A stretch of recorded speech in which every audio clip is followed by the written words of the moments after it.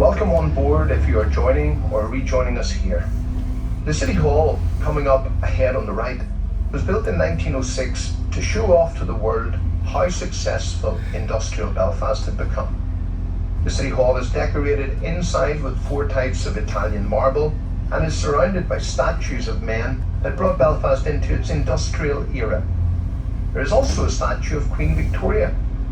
The brick used for the building is Portland stone, and the City Hall has recently been restored to its former glory.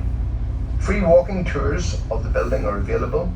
For more information about tours around the City Hall, call in to the Irish Tour Tickets office located opposite the Grand Opera House.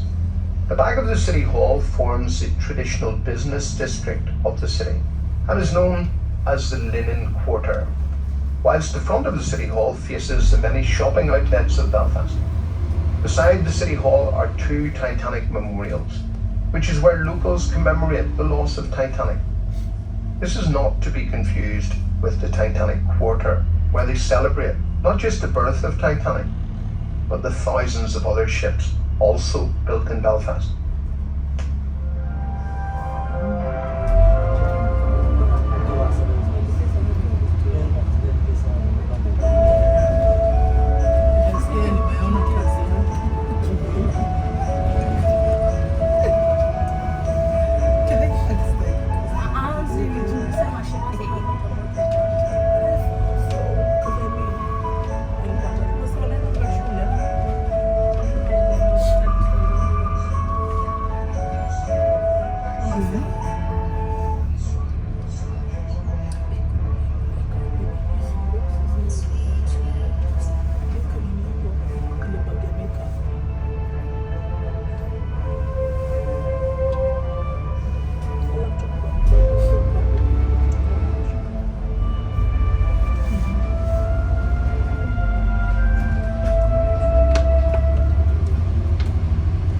Straight ahead is Belfast's answer to the Leaning Tower of Pisa, the Albert Memorial Clock. Designed in 1865 by W.J. Barr as a tribute to Prince Albert, the husband and consort of Queen Victoria.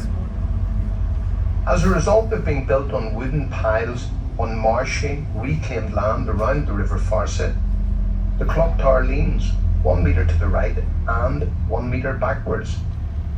It would have toppled over altogether, but for renovation work carried out in 2002 at a cost of £2 million. You would think, considering they spent that much money on it, they could have at least straightened it.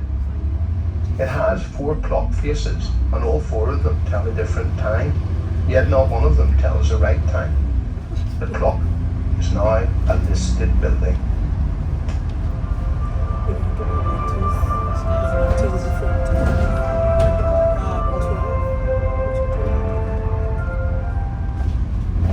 Jonathan Swift is one of the world's most famous writers. His famous satirical 18th century book, Gulliver's Travels, is probably his most famous work. It has long been said that Cave Hill, the hill lying prominently to the north of Belfast city centre, was his inspiration for Gulliver's Travels. As to him, the hill seemed to look like a sleeping giant overlooking the city.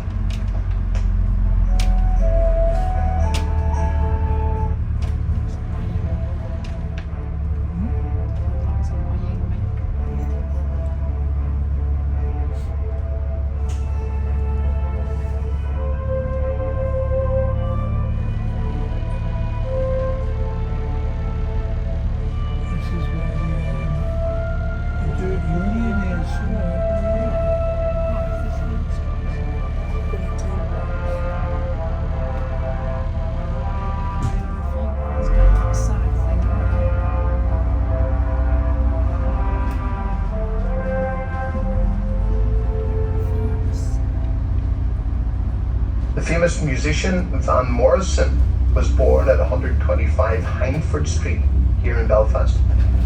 His long and successful career saw him win countless awards, including 6 Grammy Awards and a place in the Rock and Roll Hall of Fame. Starting off in the 1950s, he first came to attention through songs like Gloria and Brown Eyed Girl, And before the decade was out, the all-time classic album Astral Weeks was recorded in just 3 sessions. He was knighted in 2015, but according to legend, the famous man objected to a blue plaque being placed in his honour on the house where he was born in Hindford Street, even though he no longer lives there, and the current owners welcomed the idea.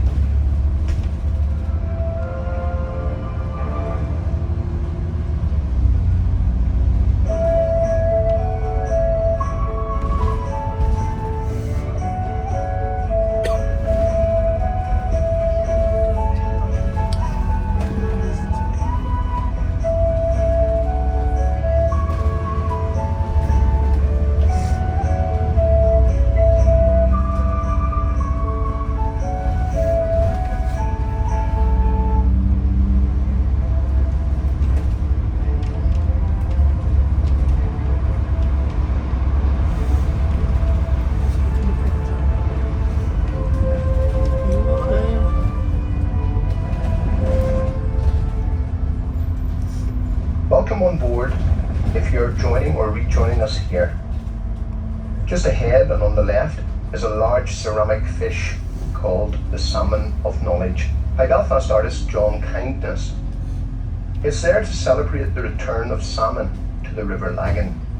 It is also said that if you kiss the Salmon of Knowledge, you will become more intelligent. That's as believable as the story of the Blarney Stone. Also on your left-hand side is the Lagan Weir, completed in 1994 at a cost of £14 million, but it turned out to be money well spent, as it now keeps the River Lagan at an artificial high tide. Because the river is now cleaner, salmon were able to be reintroduced to the river in 1994 after an absence of over 200 years and have been returning to breed ever since.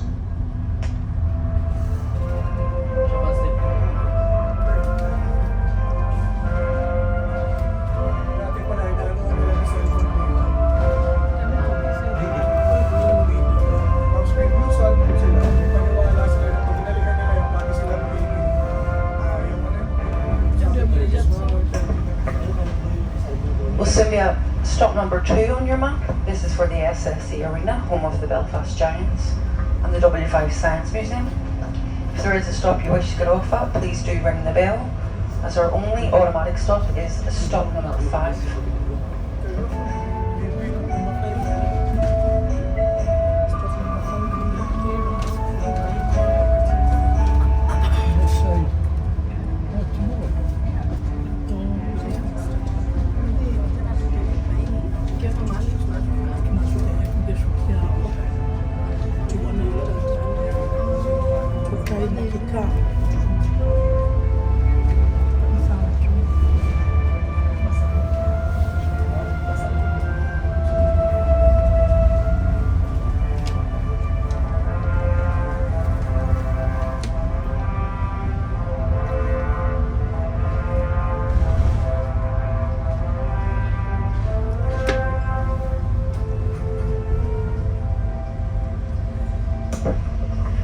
Closely followed by stop number 3 around to our left, outside the Premier Inn Hotel and beside the Belfast Marina.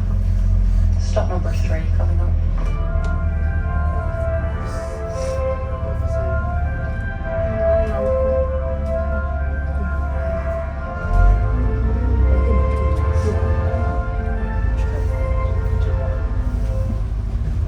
We are now entering the largest waterfront project in the British Isles, the Titanic Quarter. This area was previously known as Queen's Island and was the hub of the Belfast shipbuilding industry. It is now home to the Titanic Experience. Ahead on the left is the SS Nomadic, the last of the White Star Line vessels in existence. The Nomadic was built as a tender for the Titanic. Now fully restored to its 1912 luxury, the Nomadic is open to the public.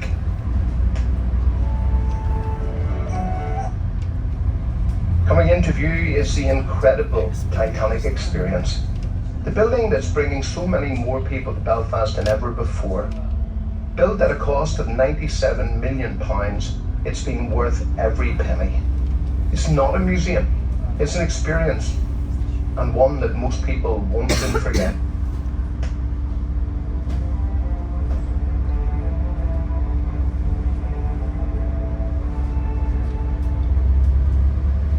Welcome on board if you are joining or rejoining us here. The large red brick building on our left is the original offices of Harland and Wolff. Behind this building, Titanic and Olympic were built side by side. When launched, the Titanic was the largest ship in the world and the heaviest weight man had ever moved. But Olympic was by far the most successful of the 3 Olympic-class ocean liners launched. After 20 years' service, Olympic had attained the nickname Old Reliable. Look to the left to see where Titanic was launched on the 31st of May 1911. 100,000 people turned out to watch the event, but it was all over in just 62 seconds. In keeping with the White Star Line's traditional policy, the ship was not formally named or christened with champagne. Many felt this tradition was tempting fate, and maybe it was, as the Titanic was not their only tragedy, nor was it their first, as both the Neronic and Atlantic were also lost well before the Titanic. Just ahead is stop number 4.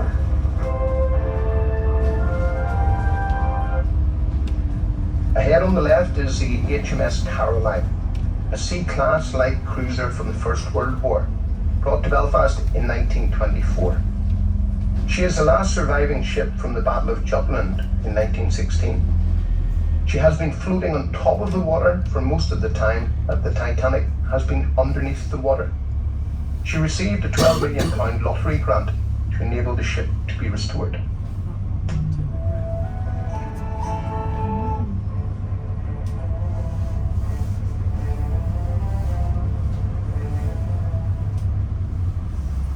Some of these old buildings here have been found new uses and highlight just how much Belfast has seen its major industries change over the years. One such example is Titanic Studios to the right. It is used by film companies like Universal Studios and was recently used in the HBO series Game of Thrones. Game of Thrones has done a great job in showcasing Northern Ireland's beautiful scenery, as much of the outdoor scenes are filmed on the beautiful North Antrim coast on the route up to the Giant's Causeway. The Tom Hanks produced movie City of Ember was also filmed at Titanic Studios. Tom Hanks and Bill Murray came here after scouring Europe for a set big enough to build the entire City of Ember set inside.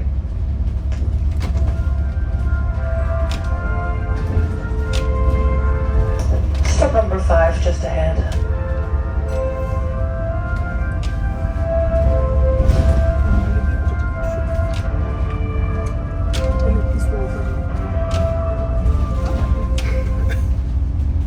This is our stop for the Titanic Experience, and by far our most popular stop. All our buses stop here automatically and usually arrive here at both 5 minutes past the hour and 35 minutes past the hour. The buses only pick up at these gates on this side of the road. If you're leaving us here, please remember to take your headphones and all of your belongings with you.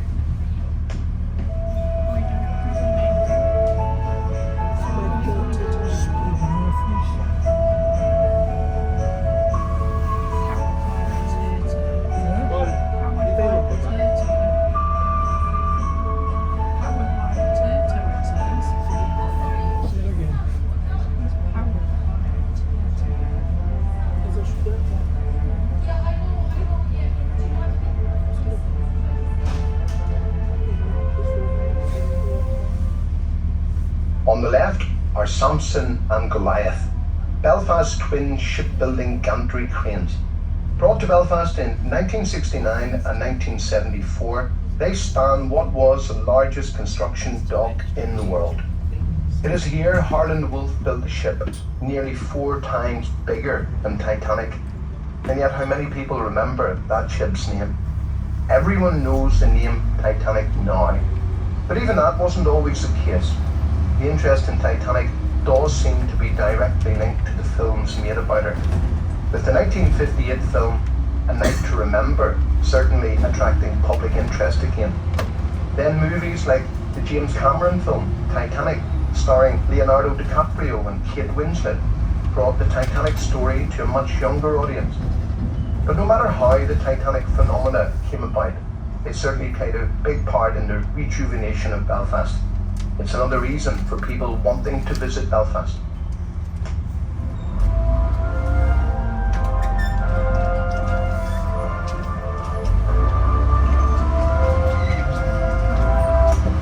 Just ahead on the left is the Public Records Office of Northern Ireland.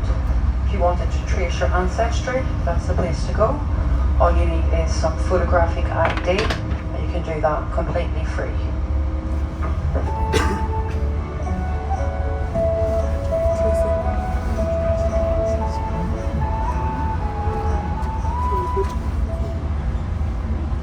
Located down to the left is a latecomer to industrial Belfast, a company called Short Brothers. They arrived here in the mid-1930s, just in time to play a major part in the war effort.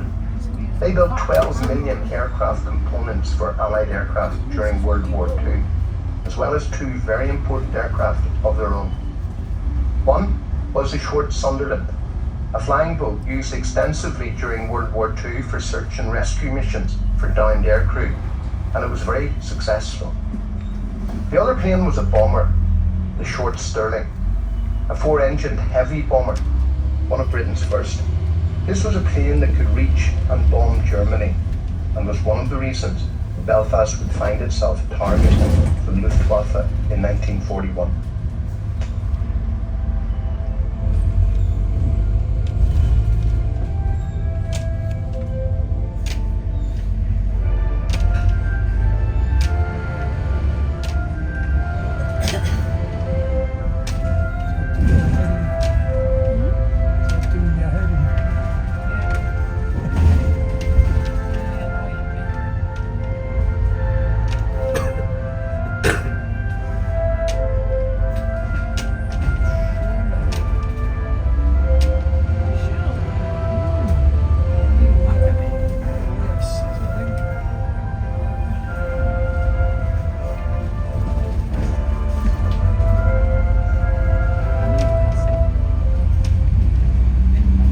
Across Queen's Bridge, which was opened in 1849, the year that Queen Victoria chose to visit Belfast.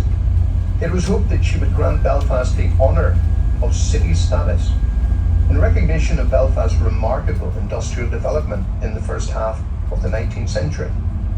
But she only stayed in Belfast for 4.5 hours, and in her haste to leave, she forgot, or probably never intended, to grant Belfast the city status it so craved. Belfast would have to wait nearly 40 years before becoming a city in 1888.